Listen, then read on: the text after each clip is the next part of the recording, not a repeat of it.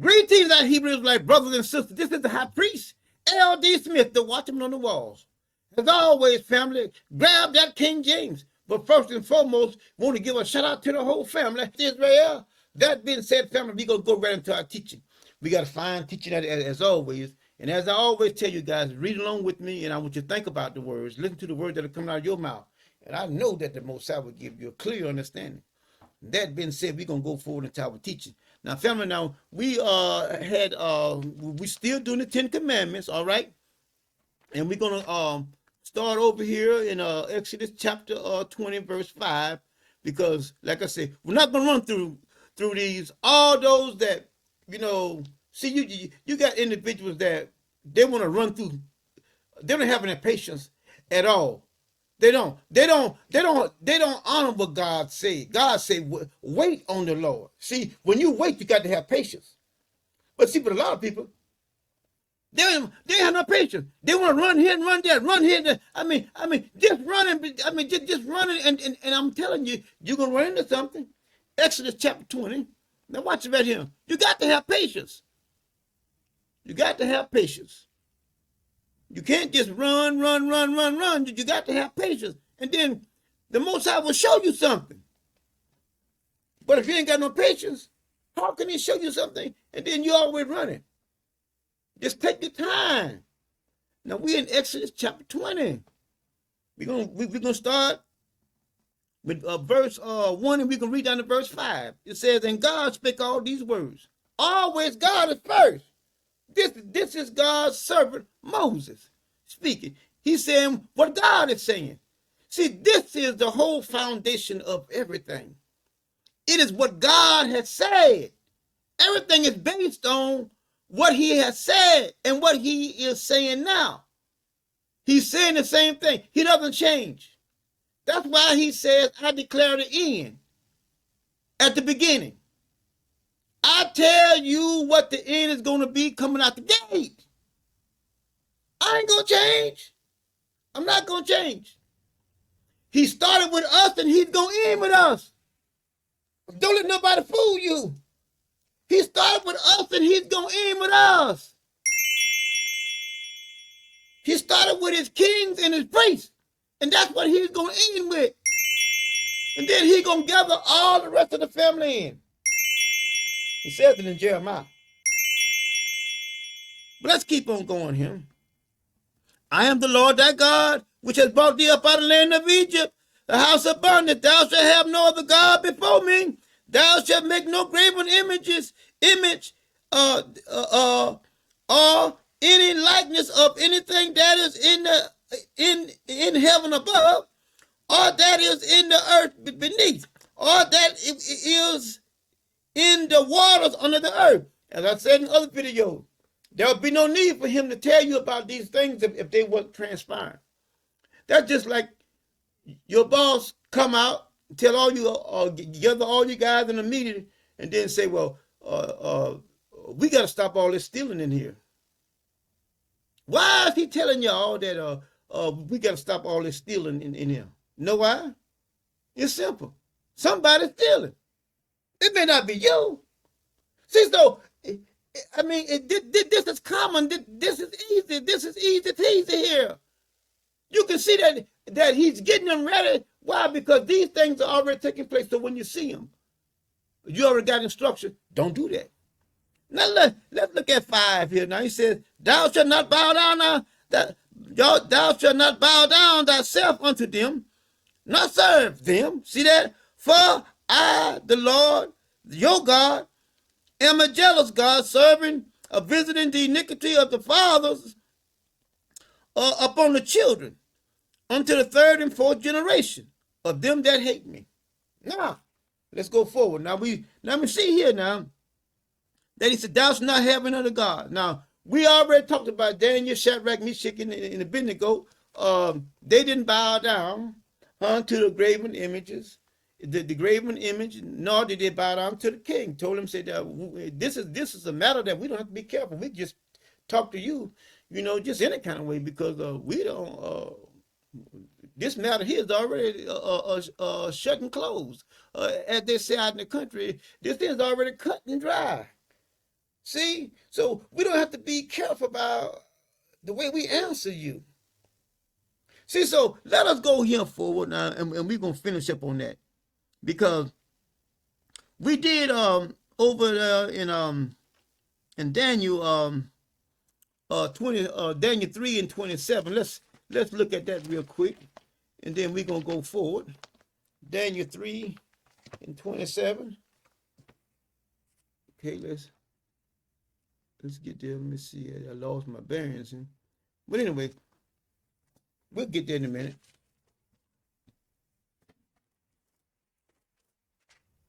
Daniel 3 and 27 and 28. Now let's look at that again. Daniel 3 and 26 and 27 there. It says, but let's back up to 24, because we need to see this all over again, and then I'm gonna jump right to the point.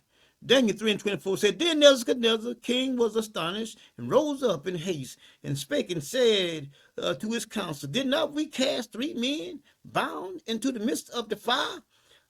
They answered and said unto the king, True, O king. And he answered and said, Lo, I see 4 men loose walking in the midst of the fire, and they have no hurt, And for the form of the fourth, Now we talked about that in the other video. The form of the fourth, he looks different from Shadrach, Meshach, and Abednego. There's a difference between them. Now we know he had legs, he had arms. You see what I'm saying? But there was something else that was different about him, because he said that he looked like Son of God. Now let's keep on going. We're gonna jump down here to let's do 26. It said, Then Nebuchadnezzar came near to the mouth of the burning fiery furnace, and spake and said, Shadrach, Meshach, and Abednego, servants of the Most High, come forth and come hither. And then Shadrach, Meshach, and Abednego came forth of the midst of the fire. And as I stated in the other video, Shadrach, Meshach, and Abednego came out, but where was the other one? Where was the fourth one? Where did he go? And I told y'all in the last video, I said he left the same way he came. He appeared, and then he disappeared. Now let's keep on going. And the prince and the governors, captains, and the king and counselor brought together saw these men whose body the fire had no power. See that? The fire had no power, nor was the hair of their head singed, neither were there any coats changed, nor the smell of the fire had passed on them. And see, we talked about that. When God is with you, these things that you see in this realm that we live in, that they have no jurisdiction over you, they have no power over you, they have nothing over you. They can't hurt you. Nothing. And see, they knew this. And we talked about that also. Now, let us go here to let's go to Psalms 50 and 15. Let's go to Psalms 50 and 15. Let's look at that real quick. Psalms 50 and 15. And we're going to get that real quick.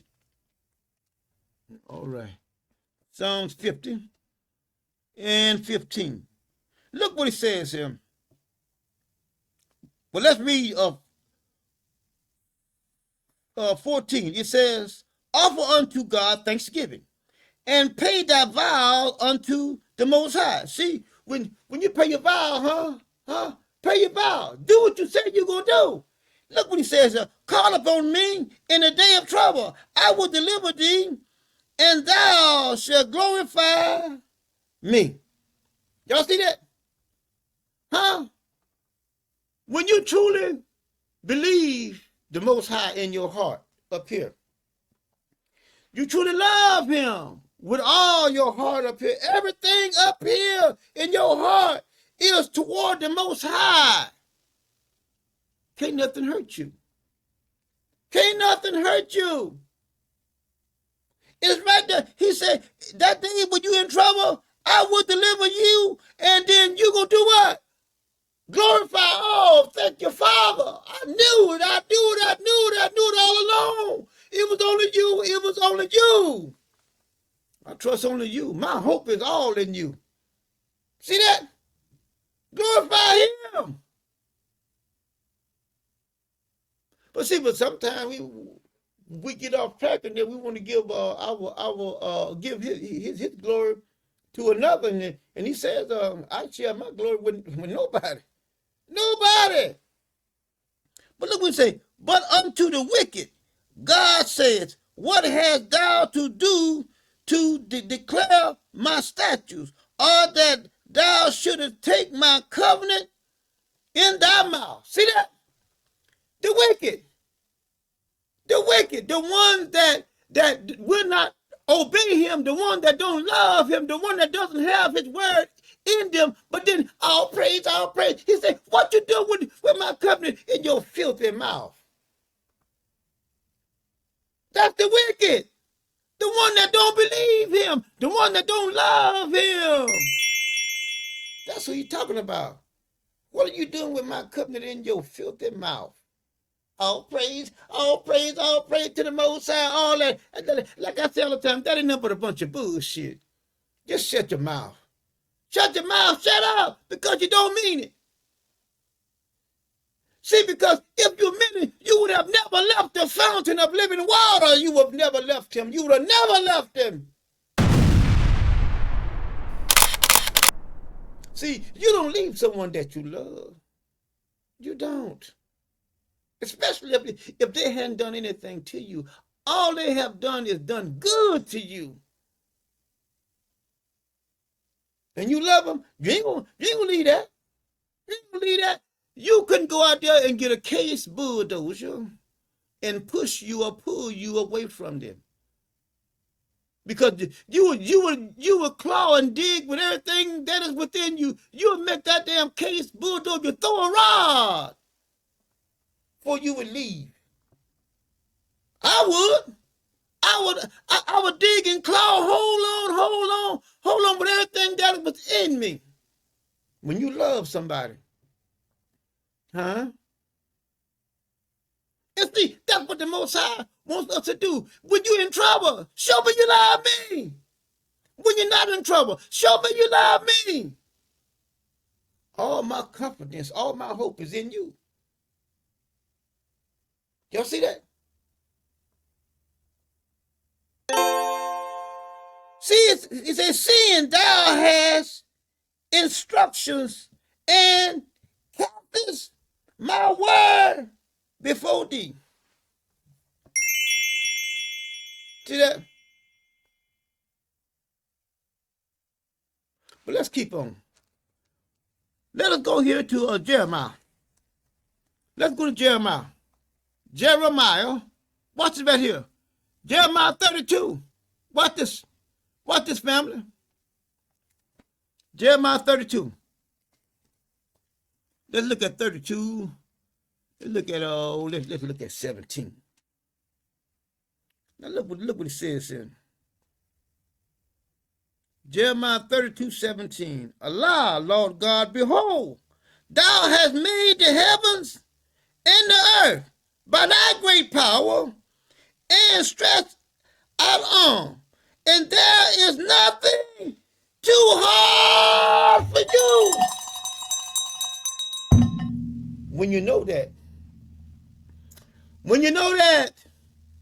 you can say it. But see, there is others that know that have read this, but don't know it and then say it, and it don't work for you. Know why? Because you don't know it. You don't. You just said it. See, because when you know it, it is a part of you. It's a part of you. When you know it, you can speak it with authority. Yeah. Because you know it. And just like Shadrach, Meshach, and Abednego say, let's say even if he don't. Let's say he don't. We still ain't gonna bow down to you. See, that's when you know. That's when you know here in your heart. Not in your mind, where you remember it, but in your heart where you know it. You can be confident. You can be confident. Let's say, well, he don't, we still ain't gonna give in to you. We still ain't gonna buckle down and give in to you. We rather die holding on to the promises of God. Because even if we die, the promises of God tells us we will live again. See, so you can't lose. You can't lose. So why won't you trust God? Why won't you trust it?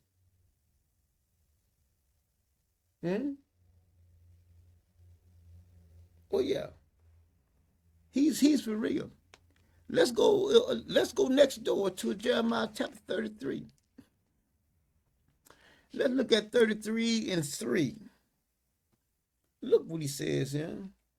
Well, let's read all of it. He says, moreover, the word of the Lord came unto Jeremiah the second time, while he was yet shut up in the court of the prison, saying, thus saith the Lord, the maker thereof,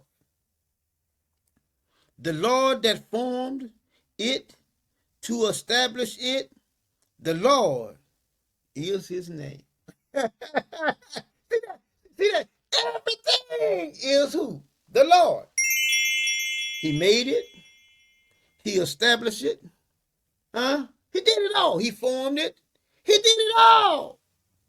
Look what he said, call upon me,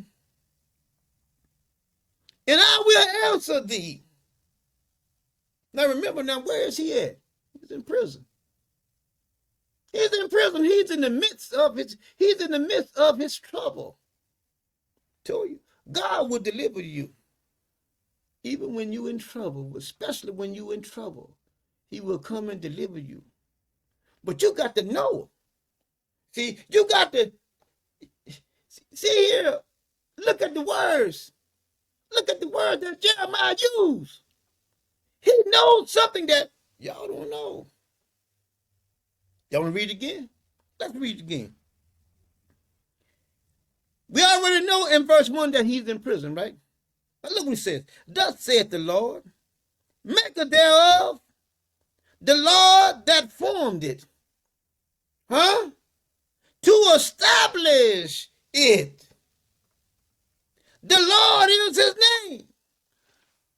Call upon me, and I will answer thee and show thee great and mighty things which thou knowest not. I don't know how I'm going to get out of this, but see, I know God is going to get me out of this mess that I'm in. I don't know. No, you don't. No, you don't. No, you don't know. But God knows. Huh? God knows. But do you know? Do you know what he will do for you? I didn't say that you might think that he might do something. Do you know what he will do? See, because Shadrach, Meshach, and Abednego, they said that, oh yeah, he will deliver us. They knew it. They knew it, but they wanted to throw some sarcasm in there with him. But let's just say that he don't. We still ain't going to bow down to you. See, that's how it works. They knew it. They said it out of their mouth. Go read it. He said, we know that he will. He will deliver us out of your hands. But let's keep on going. Let's keep on going. Let's keep on going here now. Let us go here to Psalms 62. Let's go to Psalm 62. I'm going to see how much time we got. Psalm 62, okay. Psalm 62. Let us go there. Watch this right here. We have Psalm 62. All right. Let's read verses 11 and 12. Watch this. Watch it right here. Verse 11 and 12. Okay. God has spoken once. Huh? Twice have I heard this. God has spoken once. Y'all see that? Twice have I heard this, that power belongeth unto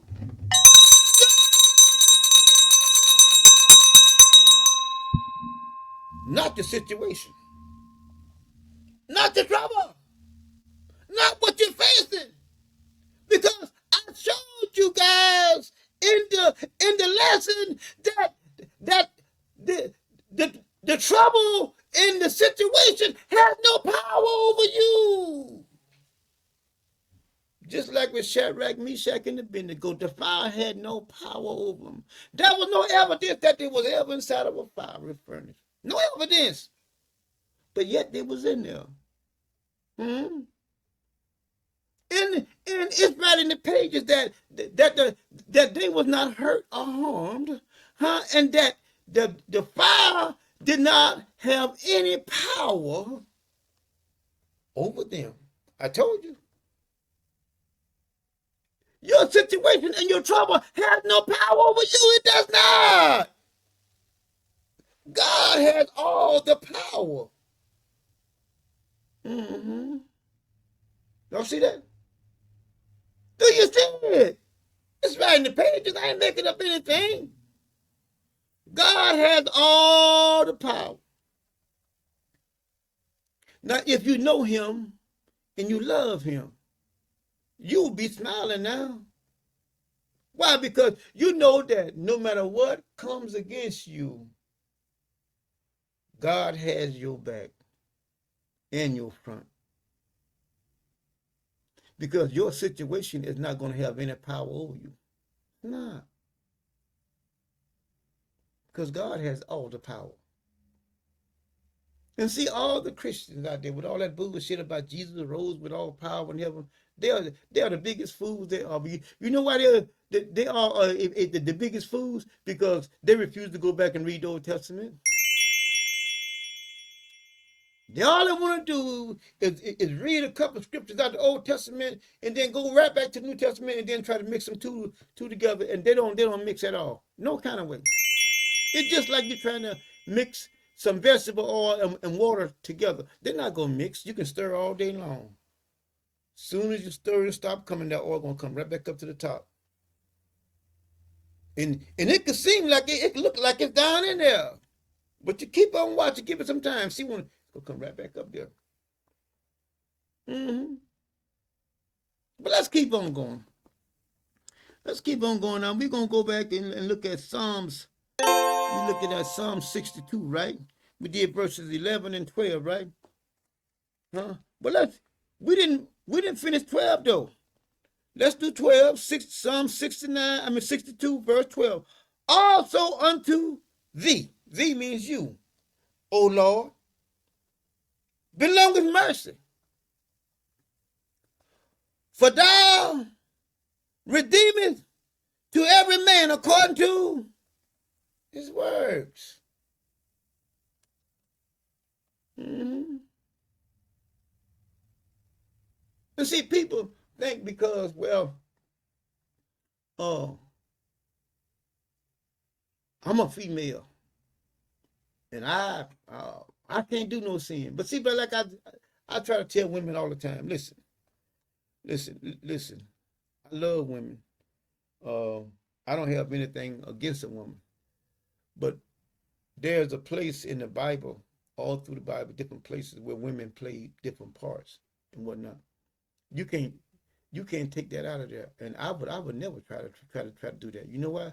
Because then you're trying to change God's word. But see, women need to understand that you can sin just like anybody else. Don't let nobody tell you that you can't sin. See, I mean, all through the Bible, that there were women that sinned. Okay? So don't let nobody tell you, just because it says, my son attend unto my word, that don't mean that he's not talking to you too. It doesn't. It doesn't. The man was given the word, and then the man went back home and then told his family. That's how that was. But then when you have someone tell you, well, you can't sin, I'm telling you, they're fooling you. Why does it say that when one is caught in adultery, it says that the adulterer and the adulteress, both of them shall be stoned? Oh, but I can't say it. Why did Moses say stone both of them? Why? But see, but listen, you you have to have a willing heart to receive the word.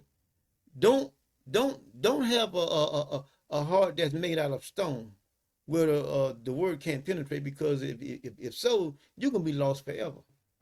But let us keep on going. I'll say that for another day. Let's look here at Psalm Daniel chapter 3, verse 28. Now let's go back and revisit that.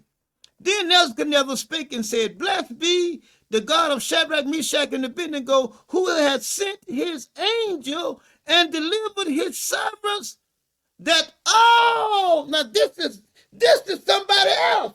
This is somebody else. Knows something that you should know, but you don't even know that. You holler about all praise, all praise, all praise. I'm Hebrew. Here's another nation. Here's another nation speaking something that you should be speaking, that you should know. Look what he says here. Who has sent his angel to deliver his servants that trusted in him. All day long. All day long. All day long.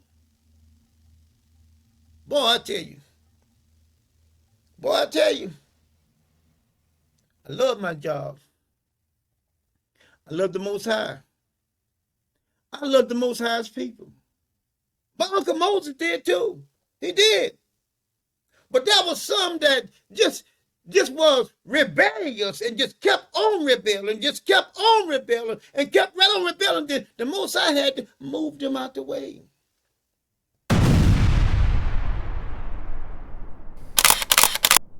Here is another nation speaking on the Most High's behalf. Yes. It's right in the pages. And it says that his servant that trusted in him and have changed the king's word and yield their bodies that they might not serve nor worship any God except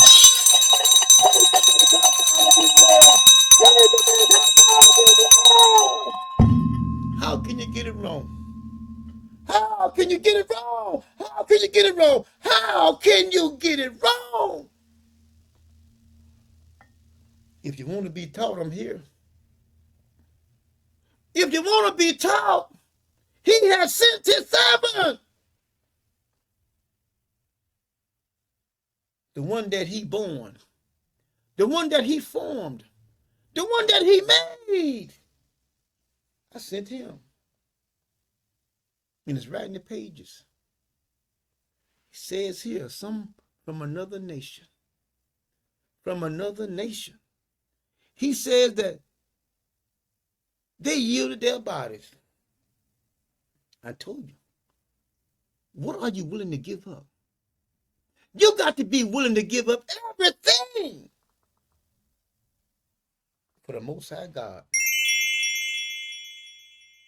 They refuse.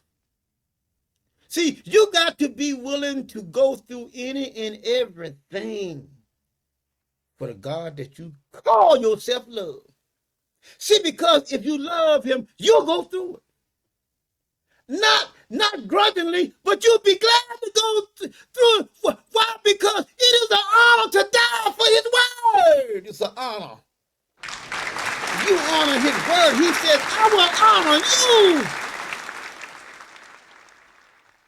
It's a blessing to die in the name of the Lord. It's right in the pages. How can you get it wrong? Look what he says here. I'm going to read it again, and we're going to go ahead and close out. 28 says, Then Nebuchadnezzar spake and said, Blessed be the God of Shadrach, Meshach, and Abednego, who has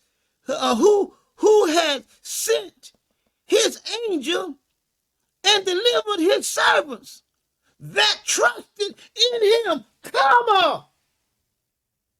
Let's rest right there for a moment. I don't want to go over 30 minutes, but let's rest right there for a moment. Do you see that hook? Look what it says here. And have changed the king's word. I told you. Man, the king's words wasn't for damn. The king's word wasn't worth shit. Those are words that he could have kept in his mouth. Anything over here would not hurt you. The word says where the word of a king is, there's power. Look, the Most High, by them obeying God's word, took all the power out the king's word. Because you see it there. It says that the angel delivered his servant that trusted in him and have changed the king's word, comma, and yielded their bodies, that they might not serve nor worship any God except their own God. Giving all praise to the Most High God. We're going to close out right there, all right? Y'all know how we do it at the end of the broadcast. We come together on the count of 3. You ready? 1, 2, 3. One word, one God, one people, one love. All praise. Family, we love you guys. Happy Sabbath, happy Sabbath. Enjoy your Sabbath. Try to get some rest, all right? And always give praise unto the Most High living God of Israel and none else. Now, family, again, I say to you guys, we're going to do the teaching about giving. You should give. You're supposed to give according to the Most High's word to further his cause. I am his chosen individual. I'm telling you, I wouldn't be doing this without him helping me. I couldn't come up with this. I can't make this up. I'm telling you guys. I've told you guys on numerous occasions how he came and sent me. He sent me, okay? Now we got to come together. You got to give to his cause. If you love him and you love his word, do what the word says. Now we're going to close out, okay? Again, we say we love you from over here at the high priest. We love you guys. We say shalom.